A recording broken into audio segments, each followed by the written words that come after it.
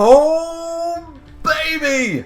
I didn't think it got better. BLEACH, episode 26, host of the most, all that bullshit. It's Griever, and this is fire. This is the best episode of Core 2. Easy. I know so many Rukia fans are going to be like, alright, come on. Yeah, I love this episode, but Rukia's bomb kind of stuff, I get it.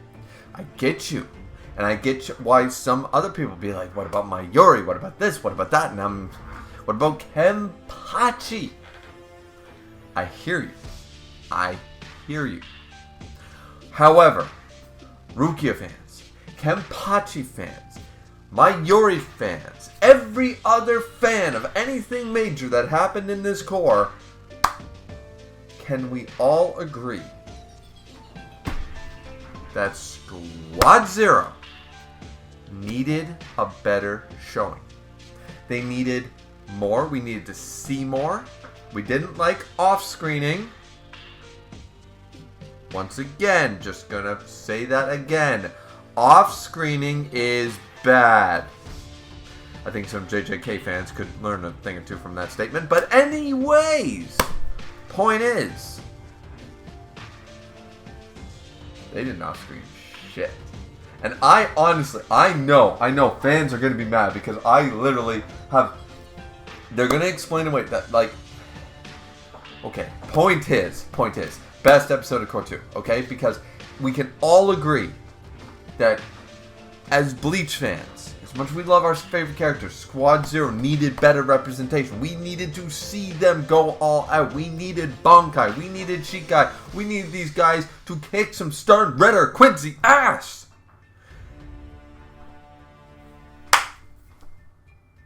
I want to do that Will Smith, sort of thing here. Like, episode 26. Like, let's go. I can't even, I just stopped. I hit record 5 seconds after stopping the episode. After watching that cone shit. Which was kind of funny because something they left out, even though they still don't talk about certain aspects of the Bankai scene between Mayura and Ichigo. They do the whole con bit, which is whatever, kind of funny. But anyways.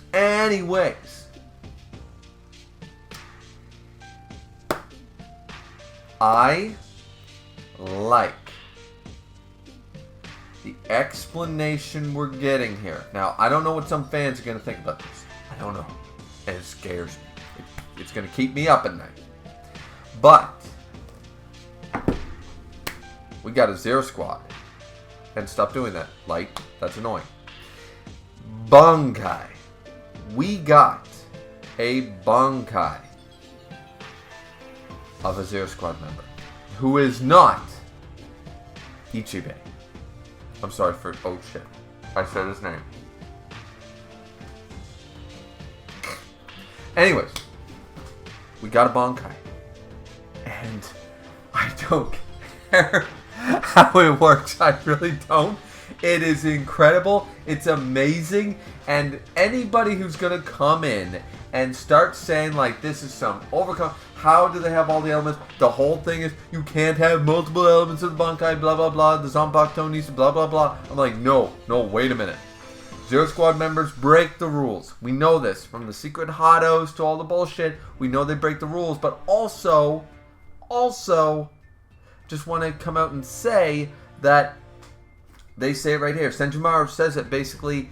The explanation is there in the episode if you just paid attention. It's in one sentence. One goddamn sentence. Which is basically the same way that Ishin explained to Grand Fisher, like, do you realize that, our swords are representation of our Ryatsu. Now, stronger Shinigami, like captains and stuff, they control that amount, and they harness it, but they mediate it, and they control it. Otherwise, all the captains would have swords the size of skyscrapers. Boom, baby!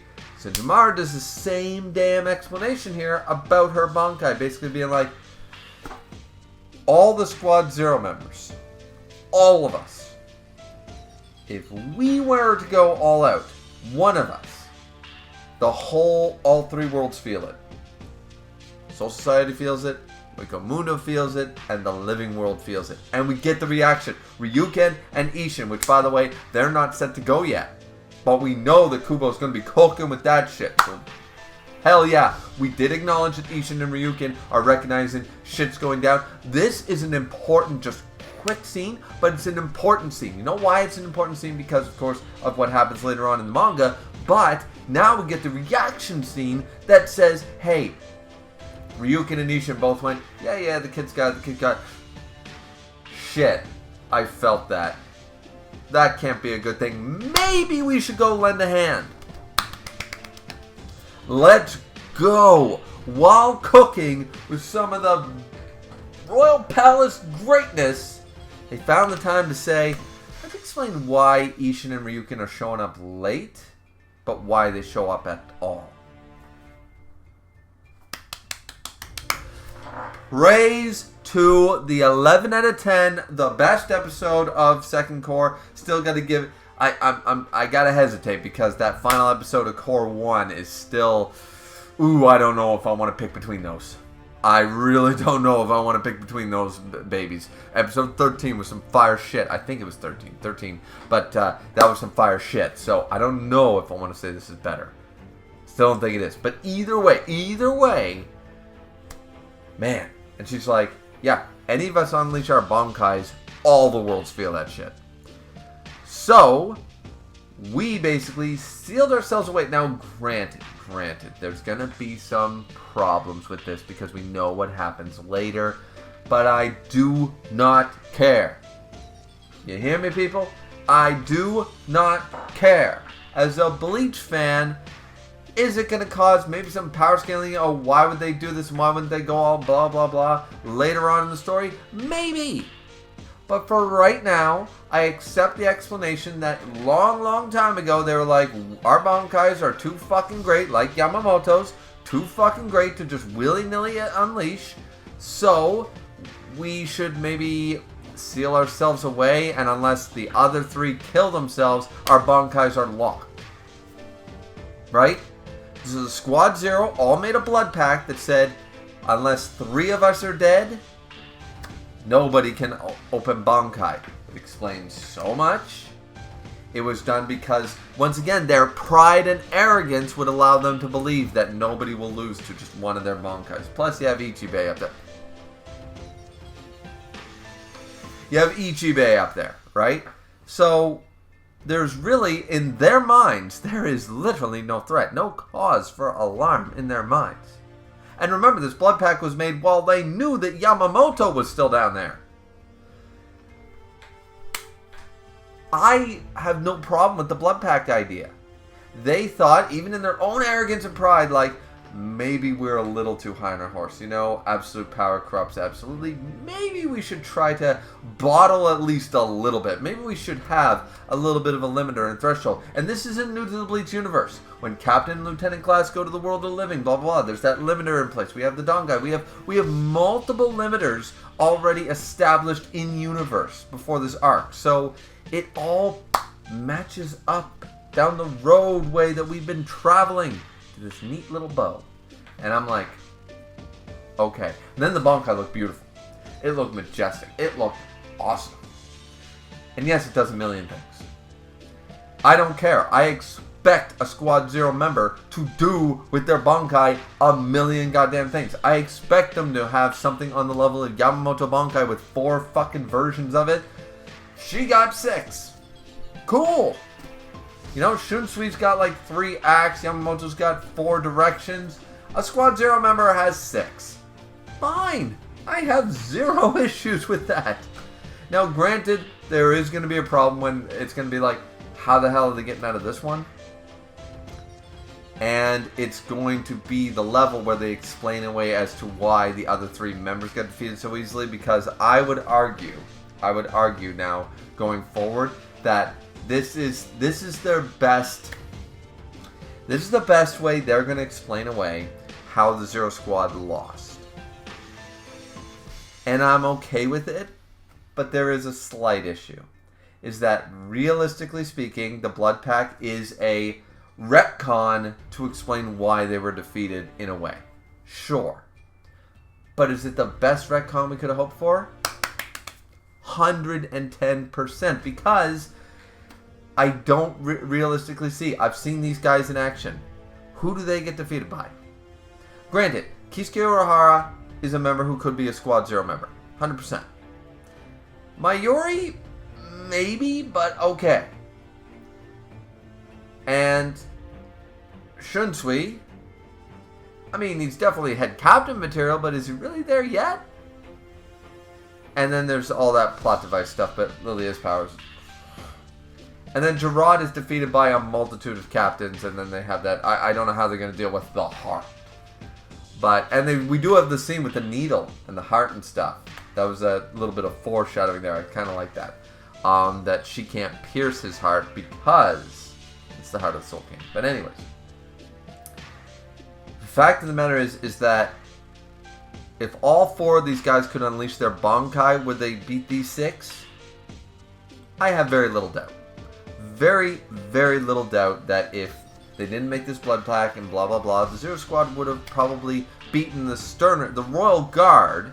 Yuha probably still would have done what he did, but the Royal Guard would have been defeated by the Royal Squad, by the Zero Division. This is their best way around that, saying we're using the Bankai, blah, blah, blah, and now you know, all that stuff. So, I mean, I just can't get over how well. Once again, I kept telling you guys, they're rushing a little bit of the manga. Fantastic. It's scenes that don't matter. What matters is seeing the Royal Guard, the Squad Zero, get the goddamn respect that comes with that title. I'm so happy over this double episode where literally over half of it is filler. Half of the runtime. If you were to add that up, I almost guarantee you that half of that is filler. And I have no fucking problem with it. That's what we wanted. That's what we're waiting for. Yep. 2 thumbs up. I wish I had the Arms of Senjimaro. I wish I could give more thumbs up. Anyways, the end of 2023's Bleach run is phenomenal. It's perfect. I have no issues. And as I said, I already talked about the issues that'll come up later after everyone gets off the high of greatness. And yes, and I explained, they will be issues. And yes, are they slight issues? Of course they are. But thinking about what you work with, thinking about what you have to show and what has to happen, this was the best way to go about it, in my opinion. I don't think anybody could have written it better. Period. Period. So, praise be to Kubo. Praise be to all the people working on this, the director, the animators, the writers, everyone that has been working so hard to make 1000 Year Blood War Arc a literal feast for the eyes, because they have done more than that. They have made this a fucking 5-course meal. It is, mwah, it is perfect. I have been in love with this anime, and it is just getting better. Let's go. Let's just go. 2024 is coming, people, and when we get episode 27, I mean, oh man, I know now that I know what's gonna happen, because we didn't quite finish with this volume like I thought we were gonna do. I thought we were gonna end somewhere else, and we didn't. So we have a few chapters left for volume 67, but because we got so much more filler than I thought we would, but I appreciate it. I love it. I love that we're slowing down the pace, because once again, 167's done in easily one more episode. We got another 20 plus episodes to get through, and we only have 68, 9, 70, so 7 more volumes. And we've gotten through a whole, almost 3/4 of a volume in one episode. This just means spend a lot more time with things that matter. Let's go. Can't wait for it, guys. I just can't wait. Bleach, you're always going to be in my top, man. You're always going to be there. This is just too good. Ichigo's one of the best MCs of all time. Bleach is one of the best animes and mangas of all time.